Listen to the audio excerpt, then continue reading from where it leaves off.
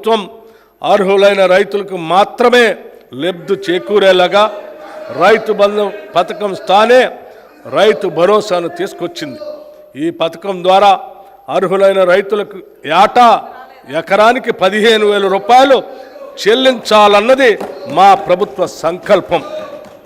దీని అమలుకు విధి విధానాలు చర్చించి నిర్ణయించడానికి ఒక కేబినెట్ సబ్ కమిటీ ఏర్పాటు చేశాం.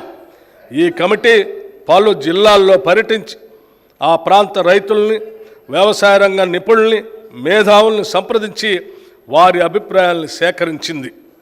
ప్రజాభిప్రాయాలన్నింటినీ క్రోడీకరించి వాటిని గౌరవ సభలో ఉంచి చర్చించి గౌరవ శాసనసభ్యులు అందరి అభిప్రాయాన్ని తీసుకొని అమలు చేయాల్సిన విధి విధానాలపై తగిన నిర్ణయం తీసుకుంటాం.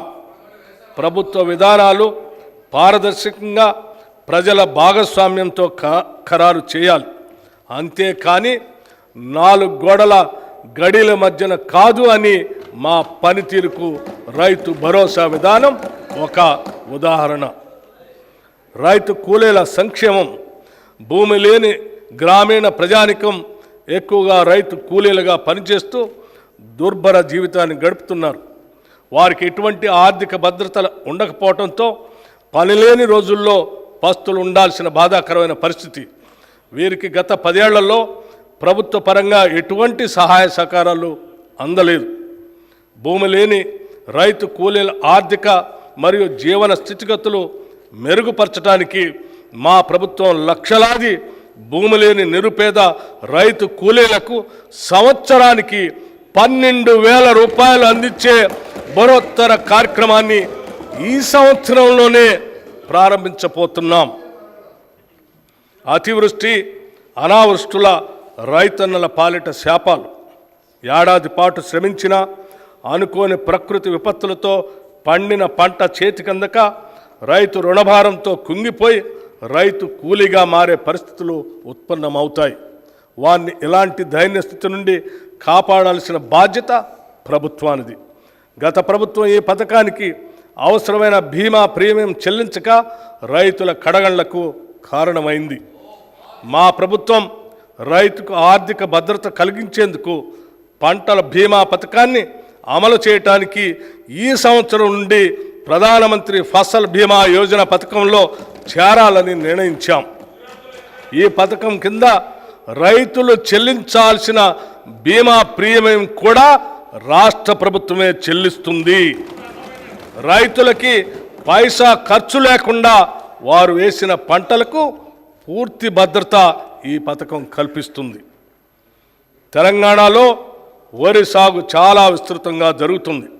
పండిన పంటకు సరైన ధర రాక, పెట్టుబడి కూడా దక్కక రైతులు తీవ్రంగా నష్టపోతున్నారు. రాష్ట్రంలో సన్న రకం వరి ధాన్యాల సాగును ప్రోత్సహించడానికి ప్రభుత్వం 33 రకాల వరి ధాన్యాలను గుర్తించి వాటిని పండించిన రైతుకు క్వింటాలకు 500 రూపాయల బోనస్ చెల్లించాలని నిర్ణయించాం. దీనివల్ల సన్న రకాల వరిని పండించే సాగు భూమి విస్తరణ పెరిగి రైతులకు ఆర్థిక ప్రయోజనం చేకూరుతుంది. వ్యవసాయ రంగంలో వచ్చే ఆధునిక సాంకేతిక అభివృద్ధి రైతులకు అందితేనే వాటి వలన ఉపయోగం. టెక్నాలజీ మరియు రైతు మధ్య ఒక అనుసంధానం అవసరం. రైతులకు ఎప్పటికప్పుడు కొత్త శాస్త్రీయ పద్ధతుల ద్వారా దిగుబడులు పెంచుకోవటం, పంటలను తెగుళ్ల బారి నుండి రక్షించుకోవటం మరియు ఇతర వ్యవసాయ రంగ పరిజ్ఞానం అందించటం మా ప్రాధాన్యతగా ఉంది. ఈ కార్యక్రమంలో భాగంగా ప్రొఫెసర్ జయశంకర్ తెలంగాణ రాష్ట్ర వ్యవసాయ విశ్వవిద్యాలయ శాస్త్రవేత్తల సహకారంతో వీడియో కాన్ఫరెన్సుల్ని నిర్వహిస్తున్నాం. కుట్రపూరితమైన ఉద్దేశంతో గత ప్రభుత్వం చేసిన దుశ్చర్య ధరణి. చాలా సంవత్సరాల కాలంగా భూమిపై సర్వ హక్కులు అనుభవిస్తున్న కొందరు రైతన్నలకు వారి భూమి వారికే కాకుండా చేసింది ధరణి. తరతరాలుగా తమ యాజమాన్యంలో ఉన్న భూముల్ని ధరణి పోర్టల్లో నమోదు చేసే సమయంలో జరిగిన లోపాలు, అక్రమాలు, అవకతవకల వల్ల లక్షలాది రైతులు తీవ్రమైన మనోవేదనకి గురయ్యారు. ఆ పొరపాట్లను సరిదిద్దేందుకు ప్రభుత్వ కార్యాలయాల చుట్టూ తిరిగి వేసారిపోయారు. గత ప్రభుత్వం చేసిన తప్పులతో ఎంతోమంది వారి భూముల్ని అమ్ముకోలేక పెళ్ళిళ్లకు, పిల్లల చదువులకు మరియు కుటుంబ అవసరాలు తీర్చుకోవటానికి నానా అగచాట్లు పడ్డారు. లోపభూయిష్టమైన ధరణి నిర్వహణ వల్ల చాలామంది రైతులకి అందవలసిన రైతు బంధు, రైతు బీమా వంటి ప్రభుత్వ పథకాలు కూడా అందక నష్టపోయారు. సాక్షాత్తు తెలంగాణ హైకోర్టు కూడా ధరణి పోర్టల్లోని ఎన్నో లోపాలని ఎత్తి చూపింది. ప్రజలకు ఇచ్చిన హామీ మేరకు మా ప్రభుత్వం ఏర్పడిన తర్వాత జనవరి 2024లో ధరణి పోర్టల్ అమలు కారణంగా వచ్చిన సమస్యల్ని అధ్యయనం చేయడానికి ఒక కమిటీని నియమించింది. ఆ కమిటీ సూచనల మేరకు మొదటి దశలో పెండింగ్లో ఉన్న దరఖాస్తులను పరిశీలించి పరిష్కరించడానికి స్పెషల్ డ్రైవ్ను ఈ సంవత్సరం మార్చి 1 నుండి మార్చి 15 వరకు జిల్లా కలెక్టర్ల ఆధ్వర్యంలో చేపట్టాం. మార్చి 1, 2024 నాటికి 2,26,740 దరఖాస్తులు పెండింగ్లో ఉండగా 1,22,774 కొత్త దరఖాస్తులు వచ్చాయి. మొత్తంగా ఉన్న 3,49,514 దరఖాస్తుల్లో మార్చి 1 నుండి నేటి వరకు 1,79,143 దరఖాస్తుల్ని పరిష్కరించాం.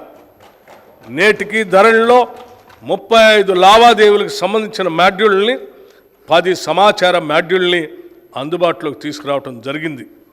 ఈ మాడ్యూళ్ల వల్ల క్షేత్రస్థాయిలో ఎదురవుతున్న ఇబ్బందులకు కొంతవరకు పరిష్కారం లభిస్తుంది. మేము ధరణి సమస్యల పరిష్కార పురోగతిని ఎప్పటికప్పుడు కలెక్టర్లతో సమీక్షిస్తున్నాం. ధరణి కమిటీ పూర్తి అధ్యయనం అయిన తర్వాత శాశ్వత పరిష్కార దిశగా తగిన చర్యలు తీసుకుంటాం. మన రాష్ట్ర జనాభాలో 47.3% ప్రజలు వ్యవసాయంపై ఆధారపడి జీవనోపాధి పొందుతున్నారు. కానీ మన రాష్ట్ర ఆర్థిక రంగంలో వ్యవసాయ మరియు సంబంధిత రంగాల వాటా 15.8% మాత్రమే.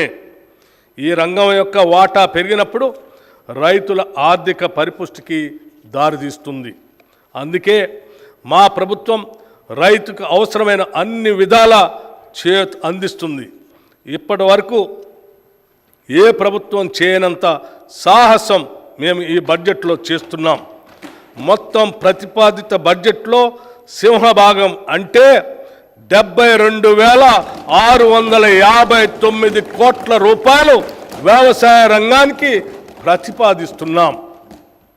ఇది రైతుల తలరాతలు మార్చే ఒక చారిత్రాత్మక నిర్ణయం. భారతదేశ చరిత్రలో వ్యవసాయ రంగానికి ఇది ఒక మైలురాయి. హార్టికల్చర్, ఆయిల్ పామ్ సాగు తెలంగాణలో 12.12 లక్షల ఎకరాల్లో, ఉద్యాన పంటల సాగు ద్వారా 53.06 లక్షల మెట్రిక్ టన్నుల ఉత్పత్తి జరుగుతూ ఉంది. రాష్ట్రంలో ఆయిల్ పామ్ సాగును ప్రోత్సహించేందుకు oil palm area expansion under national mission on edible oils పథకం కింద ఆయిల్ పామ్ సాగు రైతులకి అవసరమైన సహాయం అందిస్తాం.